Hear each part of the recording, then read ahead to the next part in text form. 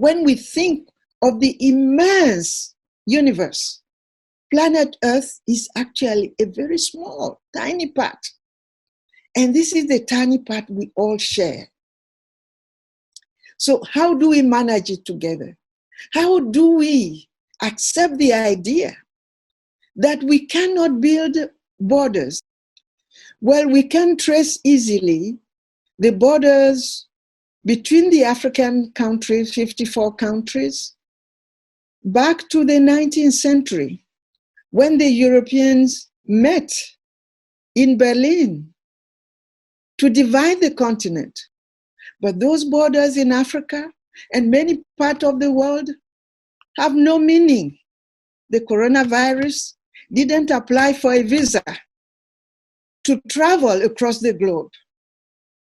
So we need to rethink the idea of borders, the idea of separation, and instead think of how we can come together as one human family, as a community. But it's not only us, the human, who matter. When thinking of ecosystem, we have also the animals, the nature, the trees, that are very much part of our lives. How do we manage our existence in relation to the rest of the environment? We need to think of a world of equality and inclusion. All the voices must count.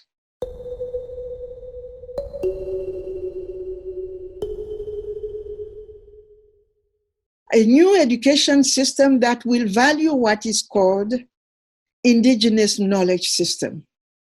Here, I'm not saying that one way of learning, one type of content is better than the other, but they all must be assessed. They all must be considered in our search for a different world. We must question all those ways of learning, the content, the curriculum, the learners, those who can teach. We must assess all those. And forget about this hierarchy of the content, of knowledge. And here, this is where African women will have a voice, because they have been marginalized, excluded, and their exclusion can be traced also, the process of marginalizing them, of making them artificially voiceless while they are active participants in the process of life, in the process of knowledge production, in the process of the utilization of knowledge.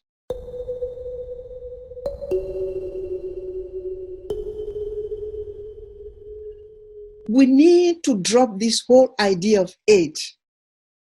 The idea of aid that has positioned the African continent as recipient of the generosity of everybody else. Africa contributes to the world advancement today. Although it was reduced in the context of colonization to producing raw materials that are purchased at a low price and which is used to produce the commodities that are sold across the globe. Whether we're talking about computers, cars, when you touch your computer, you must think of the Democratic Republic of Congo, whose citizens have been suffering while they have been endowed by so much in terms of natural resources. But then what do they receive in exchange? So even if they are producing only raw material, well, it should not be actually be considered only. It's critical. Without that, there won't be any transformation.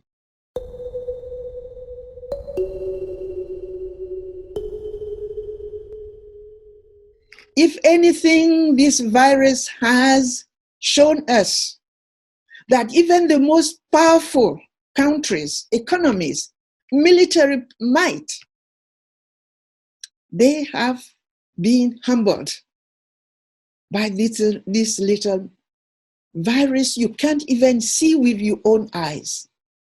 It should make us think, have some introspection, what really matters, how we can best use our knowledge, our resources, which urges us to use knowledge for the human advancement, to improve human experiences so that everybody can have a sense of the meaning of his or her experience, so that everybody can have a sense of hope. Hopelessness has created a lot of problems in the world. The migration, huge population living where they come from. It's never easy to migrate because there's more in human life than acquisition of material resources that are better on the other side. How can the majority of the people feel comfortable to stay where they are? Give them hope. Hope is critical in human experience. Without hope, it's difficult to imagine the future.